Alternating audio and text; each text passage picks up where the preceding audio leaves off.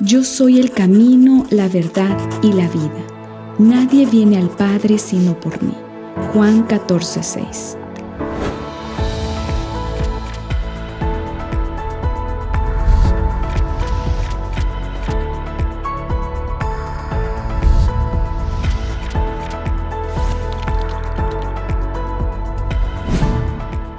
Hola, ¿qué tal? Qué gusto que nos volvamos a encontrar para seguir estudiando la lección de Escuela Sabática Universitaria. Es un gusto que nos acompañen y me da gusto saludar a estos tres grandes amigos que nos han estado aportando con sus pensamientos, con las reflexiones a partir de la palabra de Dios.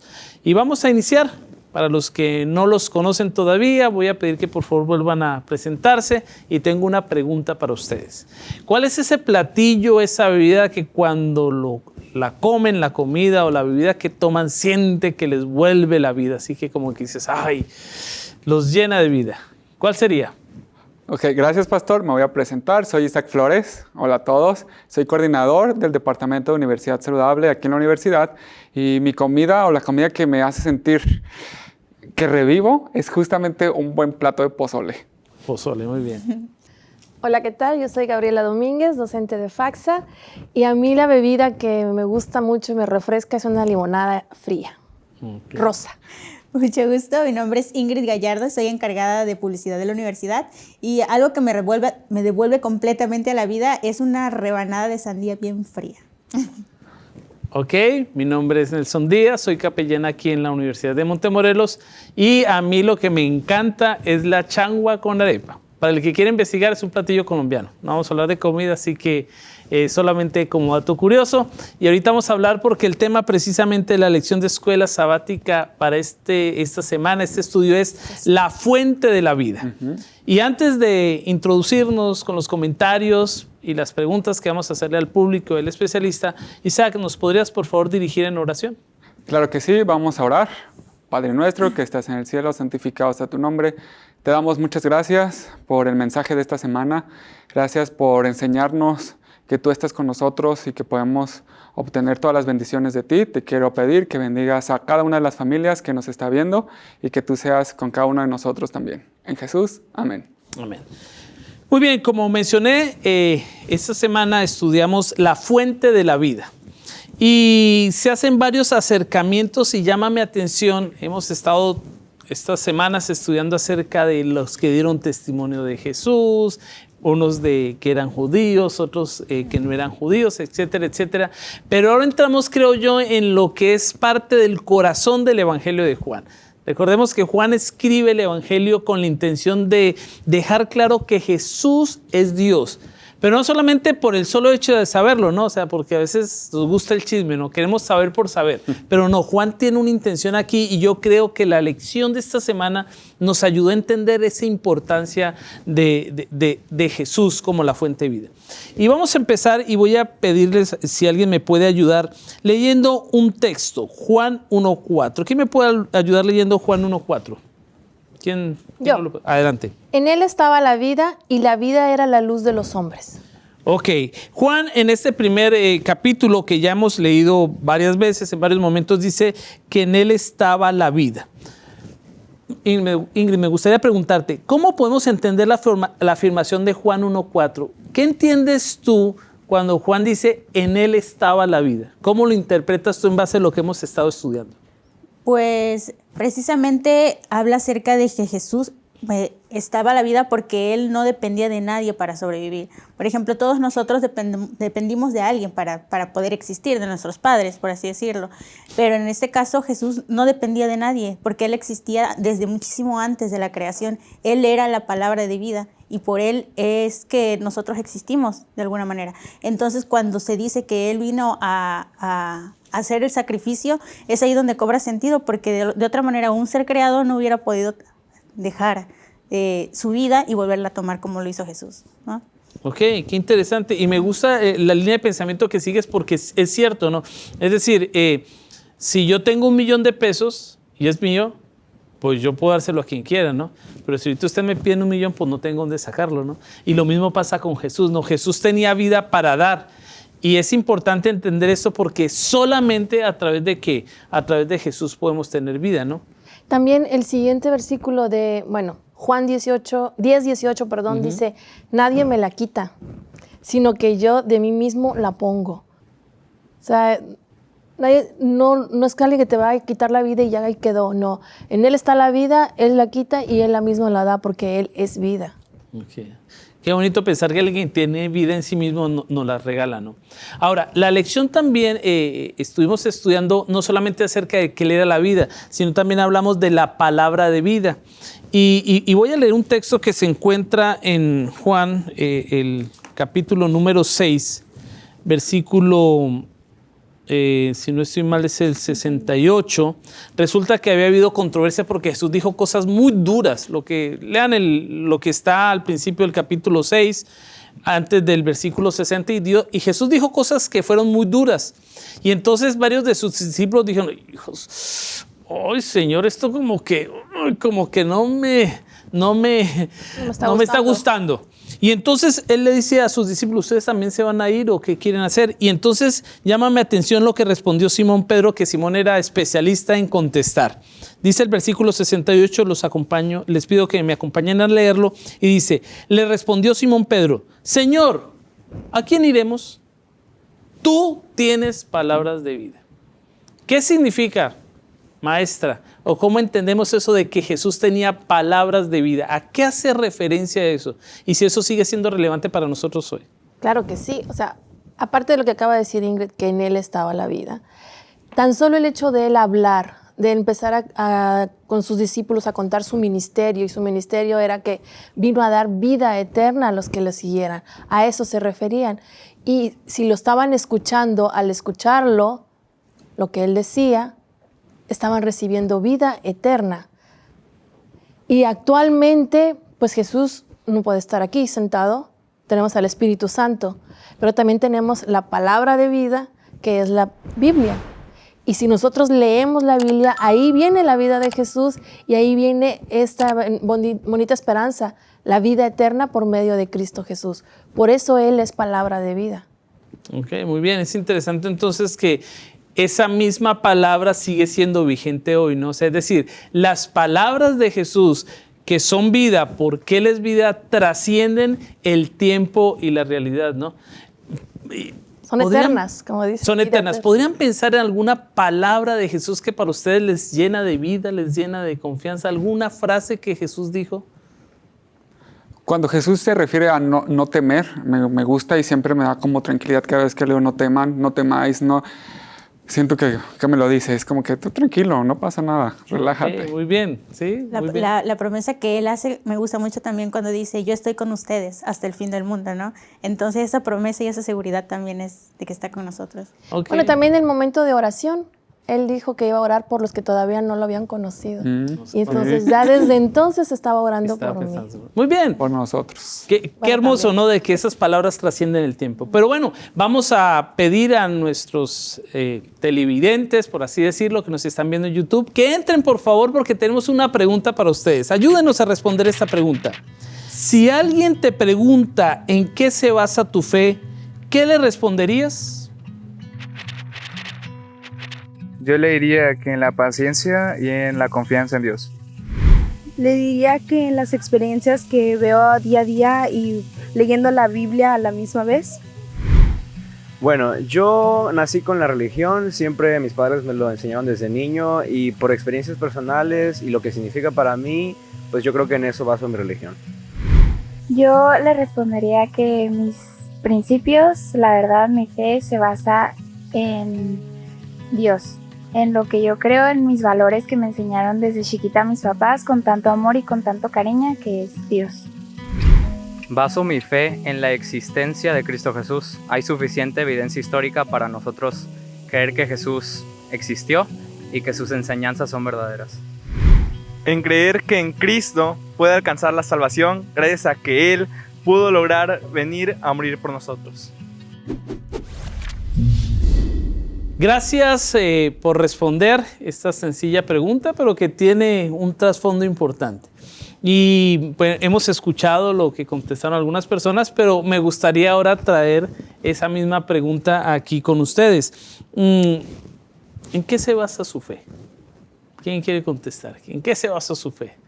Mi fe, yo la baso en las experiencias personales que tengo con Dios, es decir, milagros, señales, cuestiones específicas que pido en oración, que se cumplen. Todas estas experiencias son las que yo baso mi fe justamente en eso. Ok, muy bien. A ver si te entiendo, tratando de parafrasear. Tú nos dices entonces que tu fe se basa en las evidencias que tú has percibido a lo largo de tu vida. Totalmente. Donde Dios ha estado contigo. Entonces vamos a pensar, en algún momento tú tuviste una dificultad, tú oraste y viste que Dios se manifestó. Y cuando vuelves a enfrentar otra dificultad, tu fe es así como Dios estuvo conmigo en esa situación, ahora está conmigo. Exactamente, incluso cuando hay una situación agradable, momento de gratitud, agradecer, también reconozco mucho que viene de Dios. Damas. La mía, desde pequeña me han enseñado las historias de la Biblia. Entonces sería la palabra de Dios que desde pequeña he escuchado, pero no solamente escucharlo, sino vivirlo. Y lo que he visto aquí, leído aquí, lo he vivido. Y cuando he tenido algún problema, me recuerdo de lo que han pasado, lo que está escrito en la palabra de Dios, y eso me da tranquilidad. Y ahí siento el amor de Dios y su protección hacia mí. Y me va afianzando de que Él es vida, que Él es justo, que Él es verdadero, que existe. Ok, muy bien. Entonces estamos agregando un elemento, no solo las experiencias de la vida, sino el background o las referencias bíblicas. Como que. Ingrid. A mí me ha fundamentado mucho mi fe la experiencia que mis padres de alguna manera me han transmitido. Cómo ellos han vivido su fe, eso me ha fundamentado mucho, porque entonces yo tengo una base para ahora creer con más seguridad lo que viene en la palabra de Dios. Entonces ahora lo experimento yo con mi propia vida. Ok, muy bien. Fíjense que algo interesante, y la lección lo menciona, en el hecho de que la fe se basara en conocer a Cristo a través de su palabra y experimentarlo, ¿no? Que es lo que básicamente estamos viendo acá. No solo la experiencia que yo he tenido, sino quizás lo que otros han tenido. Digamos, tus padres tuvieron una experiencia de fe y te transmitieron esa experiencia de fe. Pero bueno, decimos que Jesús es vida, qué bonito estar con Jesús, bla, bla, bla, es lo mejor que nos puede pasar.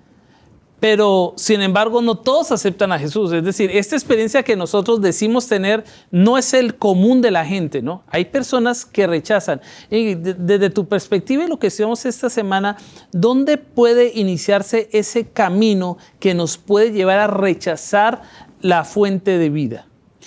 Pues la lección comenta acerca de que nosotros, antes de que rechacemos, es porque nosotros estamos poniendo de alguna manera cierta duda en las posibles palabras de Dios, ¿no? O sea, tener esta cuestión de que se nos enseña mucho ahora en muchas universidades, en muchos lugares, a cuestionar todo, ¿sí? A ver, hagamos una prueba.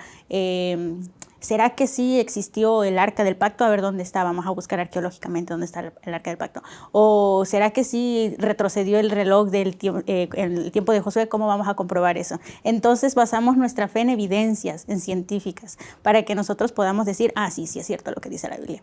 Pero entonces es ahí donde nosotros empezamos a poner trabas al Espíritu Santo para decir, lo que dice la palabra de Dios, lo creo, ¿sí? Entonces ahí es donde comenzamos a tomar decisiones equivocadas. Llámame atención porque tú estás diciendo algo importante. ¿Has tenido dudas alguna vez en tu relación con Dios? Isaac, dime la verdad, ¿sí o no? Sí. ¿Ha tenido dudas más? Nunca ha tenido ninguna duda, jamás. Cuando grande quiero ser como usted. ¿Tú, Ingrid? Sí. Yo he experimentado dudas. En algún momento de mi vida yo tuve una duda. La duda en sí no es mala. Es importante lo que tú dijiste, ¿no? El problema no es en sí de que yo le digo, ¿será que el Señor realmente me va a bendecir? Esa es una duda. El problema es que hago inmediatamente después de la duda. Yo alimento la duda o busco resolver mi duda a través de la fe. ¿Notan? Porque yo en lo personal he tenido mis dudas, ¿sí? Soy pastor, pero aún como pastor he tenido dudas. Y la duda no es necesariamente mala, porque alguien puede decir, no dudes, porque alguien dice, ay hermano, ay pastor, ¿será que Dios está conmigo? Y yo escucho que te dice, no digas eso, porque eso es pecado dudar. No, es un sentimiento natural, y yo encuentro que los personajes bíblicos, algunos dudaron, pero cuando tuvieron dudas, ¿a quién recurrieron para aclarar sus dudas? ¿Pero es lo mismo tener duda y miedo? No, bueno, la duda puede generar miedo. o el miedo Pero a puede veces generar tienes duda. un poco de miedo, pero no tienes duda. Sí es cierto, pero aquí lo que estamos planteando es que uno puede tener miedo o duda. El problema es cómo lidias con eso. Porque lo que tú mencionaste es cierto, es decir, buscamos la ciencia, es decir, desplazo a Dios y busco comprobarlo por otros medios, ¿no? Entonces, la pregunta siguiente es para que me ayuden es, ¿podrían pensar en alguien que ese proceso de duda lo llevó a un camino que lo separó de Dios? ¿Algún ejemplo? Bueno, mire, a lo que había dicho hace ratito del miedo, si ponemos en ejemplo a los 12 espías, los 12 espías fueron a recorrer el terreno, pero pues tenían miedo porque decían que todos eran gigantes y enormes y todo. Pero aún así, solo 2 no dudaron, Josué y Caleb. De los demás ni siquiera sabemos bien sus nombres. Y por seguir a los que tenían duda, y además el pueblo dijo, no vamos a creer. Dios les dijo, vayan, yo voy a estar con ustedes. No hicieron caso, dudaron de la palabra de Dios. Pero aún así los 12 también tuvieron un poco de miedo. Sí está todo así, pero tenemos la fe en Dios que Él no nos va a abandonar. Entonces ese es un ejemplo de esos 10, cómo influyeron en que todo un pueblo tuviera duda y no creyera en lo que Dios le había dicho. Porque se transmite, se contagia. ¿no? Hay que lidiar. Sí, y en un ejemplo de que la duda se transmite y se contagia, el ejemplo que viene a mi mente es el pueblo de Israel. Cuando Moisés sube al monte Sinaí, el pueblo se quedó abajo y el pueblo empezó a dudar. ¿Será que Moisés va a bajar? Yo creo que ya no va a bajar, yo creo que algo malo le pasó, yo creo que mejor empecemos y si ya no viene y nos organizamos y yo siento que ya no, yo también siento que ya no, yo también siento que ya no. Y ahí fue donde cayeron en la parte de idolatría, donde buscaron una representación que pidieron ay, haznos una imagen del Dios. Sí. Regresaron a lo que ellos conocían de ídolos. Sí, porque lo que conocemos nos genera seguridad, ¿no? Ajá. Sí, es más, un más principio, vale malo por conocido que bueno por conocer. Es, si te sientes perdido, detente y regresa al último punto que te acuerdas que estabas ubicado, ¿no? Sí. Entonces, lo que menciona maestra sobre el miedo nos puede llevar a la duda. Pero llámame atención y quiero hacer énfasis en lo que mencionaste, de este asunto, de este proceso de lo que hacemos con la duda. Vuelvo y repito, no es pecado dudar. Porque nosotros vemos a personajes bíblicos muy buenos que dudaron. El problema es que cuando tenemos una duda, ¿cómo aclaro mis dudas? ¿A quién busco como referente? ¿Sí? En la historia, cuando la humanidad quiso desechar la doctrina creacionista, buscaron ¿qué? Otras explicaciones. ¿Por qué? Porque ya no queremos que sea la Biblia quien nos responda. Y al buscar aclarar sus dudas en otras fuentes sobre un asunto que tenía que ver con la vida, pues fue donde torcieron el camino. Entonces, la duda en sí no es mala. El problema es cómo estamos gestionando nuestra duda. Cuando tenemos dudas, ¿a quién buscamos? Pero bueno, el tiempo va y queremos invitar a nuestro especialista para que nos ayude a responder esta pregunta. Escuchen la pregunta, también traten de responderle y vamos a ver qué tan alineado estamos con la respuesta de nuestro especialista.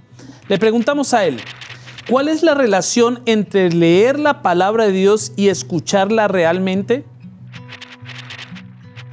Leer la palabra de Dios nos informa, nos da conocimiento, pero escucharla es internalizarla, es reflexionarla, es meditarla y aplicarla a la vida. Eso es lo que deberíamos hacer. Es verdad, Apocalipsis 1:3 dice, bienaventurado el que lee y los que oyen las palabras que están escritas en este libro, porque habiendo pocas copias en aquellos tiempos de los registros sagrados, pues apenas había una la cual alguien leía y los demás escuchaban. Pero la verdadera bendición está en el que pone en práctica las cosas escritas en la palabra de Dios. De lo contrario, solamente será información. Isaías 66:2 dice que Dios está con el pobre en espíritu, que es aquel que tiembla a su palabra. Cuando la palabra de Dios nos conmueve, nos impacta, nos impresiona y también nos mueve a la acción, entonces estamos teniendo un real beneficio de la palabra de Dios. Ok, agradecemos a nuestro experto que nos orienta y nos da más luz sobre lo que hemos estado estudiando este repaso de la escuela sabática. Muy bien, ya hablamos de algunos ejemplos de casos donde la duda llevó a esta situación. Pero finalmente terminamos estudiando sobre la condenación, ¿okay? Porque ya hablamos de todo lo bonito, todo lo bueno que te va a pasar si crees en Dios, todo eso que es muy positivo. Pero al pensar en la condenación, ¿podrían ayudarme compartiendo con nuestros amigos algunos versículos que hablan acerca de finalmente cuál es la parte negativa de rechazar el Evangelio de Cristo? Ingrid, ¿tendrás alguno que quieras compartir Claro con que nosotros? sí. Encontramos en Juan 3, 18 al 21, le voy a dar lectura. Okay. Dice, el que en él cree no es condenado, pero el que no cree ya es condenado, porque no ha creído en el nombre del unigénito Hijo de Dios. Y esta es la condenación, que la luz vino al mundo y los hombres amaron más las tinieblas que la luz, porque sus obras eran malas. Porque todo el que hace lo malo aborrece la luz, y no viene a la luz para que sus obras no sean reprobadas. Pero el que obra verdad viene a la luz para que sea manifiesto que sus obras son hechas a Dios. Okay. En este caso me llama la atención porque ya ni siquiera es un asunto de duda, es un asunto de comodidad, de saber que estoy muy cómodo en mis placeres, en mi forma de ver el mundo, que ahora ni siquiera le estoy dando la oportunidad a Dios de que me revele que lo que estoy haciendo mal, me está haciendo mal a mí. ¿Sí? No estoy dando la oportunidad de que me muestre un mejor estilo de vida, una mejor calidad de vida o algo mejor que yo podría tener porque estoy muy cómoda con las acciones malas que estoy haciendo. Complacencia, ¿no? Ajá. Ok, y eso tiene sus implicaciones porque está en condenación y no es porque Dios lo satanice, sino porque nos alcanzan las consecuencias, ¿no? Tenemos que ser conscientes que a veces lo que nos gusta no es lo más saludable, ¿no? Por mí ya criticaron mi platillo colombiano por lo que tiene, y que no es muy saludable. Debo tener cuidado con la changua. Muy bien. Isaac. Un versículo que está aquí mismo en Juan es en el capítulo 5, el versículo 24. Dice: os aseguro, el que oye mi palabra y cree al que me envió, tiene vida eterna y no será condenado, sino que pasó de muerte a vida. Esta parte hace mención a las dos resurrecciones, una para vida y una para muerte. Y es justamente esta parte que es muy clara porque empieza el versículo con os aseguro, es decir, te lo estoy asegurando. El que oye mi palabra y cree, tiene vida eterna.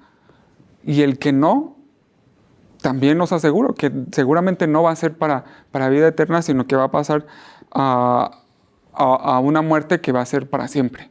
Okay. Entonces, en ese sentido, me gusta pensar que está fácil, nos lo está asegurando, nos está diciendo exactamente que al oír su palabra, Él nos va a conceder la vida eterna. Vuélvelo a leer porque quiero, escúchenlo por favor bien, vuélvelo a leer porque quiero resaltar solamente un elemento del texto. Por favor, vuélvelo a leer. Os aseguro que el que oye mi palabra y cree al que me envió, tiene vida eterna y no será condenado, sino que pasó de muerte a vida. Okay. Pasó de muerte a vida, es decir, la vida eterna para los que creemos en la palabra empieza ahora. Digamos, si Dios no permite que descansemos, yo ya estoy viviendo la vida eterna.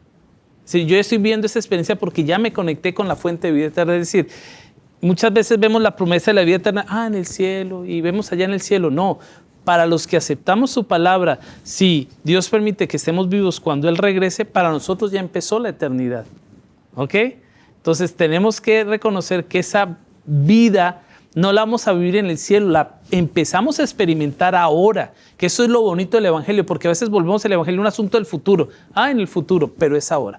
El último versículo, ¿nos quieres compartir? Bueno, es ahora y si seguimos creyendo también. Claro, exactamente, sí, eso es cierto. Sí, el último versículo que a mí me llamó la atención, la última parte, no sé ustedes, porque luego uno tiende a pensar mal de Dios, ¿no? Ajá. Dice, el que cree en el Hijo tiene vida eterna.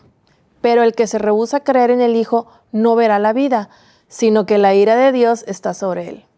Y entonces algunos podemos llegar a pensar, es malo, me tengo miedo, ¿qué me va a pasar? O sea, porque cuando tu mamá se enoja, la chancla.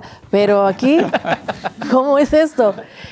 No sé si quiera explicar a los demás y luego yo podría seguir comentando por qué a veces entendemos mal la ira de Dios. Sí, tenemos que entender que los autores bíblicos le asignan características humanas a Dios para entenderlo un poco. Lo vemos en el relato del diluvio, ¿sí? Cuando el diluvio dice, y Dios se arrepintió. ¿Dios se arrepiente? No, simplemente expresa un profundo dolor. Por lo que estaba haciendo el hombre. Entonces, cuando se dice que vamos a experimentar la ira de Dios, no es que Dios nos va a agarrar con la chancla y nos las va a aventar, sino que simplemente cuando Dios retira su protección, entonces nosotros quedamos expuestos a las consecuencias de nuestras acciones, que son terribles, porque finalmente será que la muerte eterna, y la muerte eterna, es decir, morir, es terrible. Entonces no es que Dios como que dice, o crees en mí o te castigo, sino que Él nos ofrece esa oportunidad. Sí, porque estamos rechazando ese salvavidas, ¿no? Y entonces ahí, si lo rechazamos, vienen las olas y nos hunden y ahí quedamos. Estamos expuestos a que nos quedemos muertos aquí. Y la otra es que a veces nosotros creemos que ya tenemos la salvación de una vez que decimos o pensamos, más adelante la voy a aceptar y no sabemos qué va a pasar de aquí adelante porque no estamos protegidos. No tenemos todo comprado. Sí, entonces podemos perder la vida y ganar la muerte eterna. Exactamente. Muy bien, el tiempo se nos fue. Me gustaría que en una frase, ¿con qué se quedan esta semana? Pues que solo en Jesús hay vida eterna. Amén. Muy bien. Gracias. Que la fuente de nuestra salvación depende de creer en Dios, en Jesús. Creer en Dios, ok. Que la manera de resolver mi duda es a través de la fe. Ok, es el inicio de nuestra fe. Muy bien. Excelentes frases. ¿Con qué me quedo yo esta semana? Ay, no sé con qué quedarme porque es demasiado amplio. Pero yo me quedo esta semana con que necesito ir a Jesús. La fuente. Es la fuente de vida. Ok. Yo agradezco a Dios porque los que aquí estamos y los que están allá en la producción, espero primero Dios, ya fuimos a esa fuente de vida. Amén. Y quiero decirle a los que nos ven que nosotros ya disfrutamos de esa vida.